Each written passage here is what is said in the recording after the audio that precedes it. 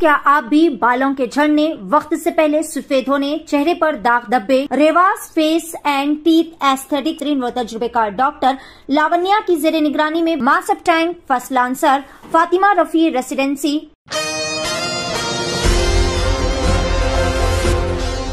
नाज़रीन अस्सलाम वालेकुम, आदाब। मैं Mariyam Fatima Asian TV news की स्पीड न्यूज़ में आप सभी का इस्तकबाल करती हूँ। आइए देखते हैं 24 मार्च की स्पीड न्यूज़। आसाम हुकूमत ने मुख्तलिफ मज़ाहिब के अफराद के माबैन ज़मीन की खरीद फरोख्त के वक्त NOC को 3 महीने के लिए मुअत्तल कर दिया है। इसका मकसद लोकसभा इंतखाबात के दौरान ज़ाती मफाद के लिए फ़िरक़ा वाराना खतूत पर तसादुम रोकना है। कांग्रेस ने एक मरतबा फिर इलेक्टोरल बॉन्ड्स के मामले में सुप्रीम कोर्ट की निगरानी में SIT के जरिए तफ्तीश का अपना मुतालबा दोहराया। कांग्रेस के जनरल सेक्रेटरी जयराम रमेश ने PM मोदी को निशाना बनाते हुए कहा कि मोदी ने काले धन को ख़त्म करने की गारंटी ली थी, जबकि इन्होंने बदउनवानी को फ़रोग़ दिया और इसे मखफ़ज़ी रखने की कोशिश की। CBI ने तृणमूल कांग्रेस लीडर और वज़ीर आज़म मोदी पर मुसलसल तनक़ीदों के सबब लोकसभा से बर्खास्त की गई साबिक़ रुकन पार्लियामेंट महुआ मोइत्रा के मकान पर छापा मारा गया।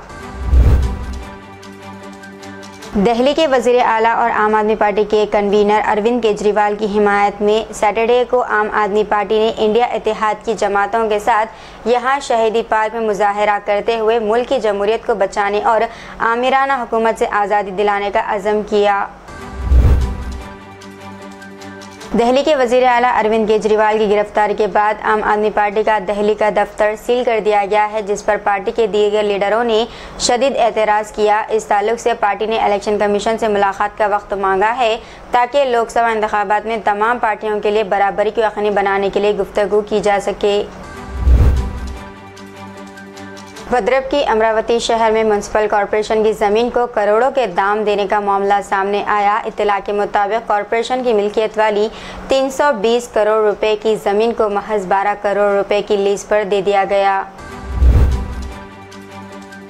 धार में वाक़े कमाल मौला मस्जिद के अहाते में दूसरे दिन भी सर्वे करने महकमे आसार ख़दीमा की टीम पहुंची। सर्वे टीम ने मौके पर पहुंचकर कमाल मौला मस्जिद, सरस्वती मंदिर अहाते में जांच पड़ताल का काम शुरू कर दिया। रूस के दारकूमत मॉस्को में एक कॉन्सर्ट हॉल पर जुमे की शाम होने वाले दहशतगर्दाना हमले में मरने वालों की तादाद हफ्ते को बढ़कर 133 हो गई, जबकि 100 से ज़ायद ज़ख्मी है। 70 अफराद को हॉस्पिटल दाखिल किया गया है, जिनमें से 3 बच्चे बताए गए। एंटोनियो गुतेरेस रफ़ा पहुंचे, जंगबंदी और फ़लस्तीन की आज़ादी पर जोर दिया और कहा कि इमदाद की बहाली का मुतालबा किया। गजा के अल-शिफा हॉस्पिटल में इस्राएली फ़ौजियों ने अपनी जारहीत जारी रखी है, जिसके सबब पीर से लेकर अब तक 170 अफराद की मौत, जबकि 700 अफराद की हिरासत में अमल में आ चुकी। दिल्ली के वज़ीर आला अरविंद केजरीवाल ने शहर की हुकूमत चलाने के बारे में ED की हिरासत से अपनी पहली हिदायत जारी की है। AAP ज़राए ने इतवार को ये बात बताई। उत्तर प्रदेश के बजनौर ज़िले में होली खेलने वाले एक ग्रुप के जरिए एक मुस्लिम ख़ानदान को मुबैना तौर पर हरासा किया गया और इस वाक़े की एक वीडियो ऑनलाइन मंजर-ए-आम पर आई है, जिसके नतीजे में इस वाक़े की बड़े पैमाने पर मज़म्मत की गई, जिसके बाद पुलिस हरकत में आते हुए एक शख्स को गिरफ्तार किया।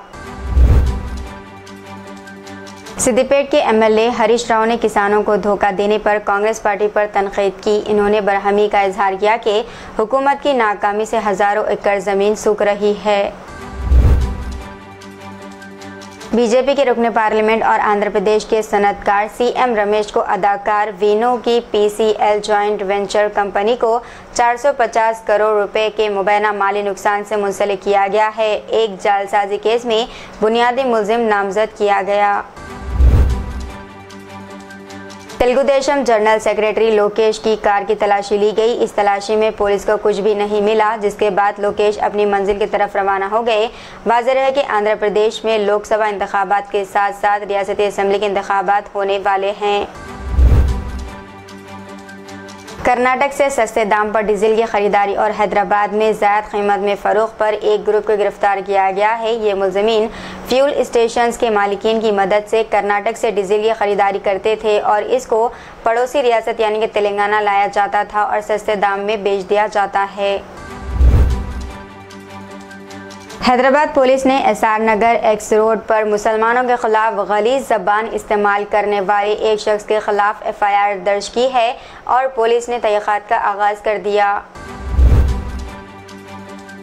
हैदराबाद के तारीख़ी चार मीनार के करीब पुलिस का फ्लैग मार्च। इस फ्लैग मार्च का आगाज़ शाली बंडे से हुआ, जिसमें पंच मोहल्ला, Mecca Masjid, Charminar, Pathargatti, Madina building, high court, Moosabowli junction और लाड़ बाज़ार का अहाता करते हुए ये फ्लैग मार्च दोबारा चार मीनार पहुँचा।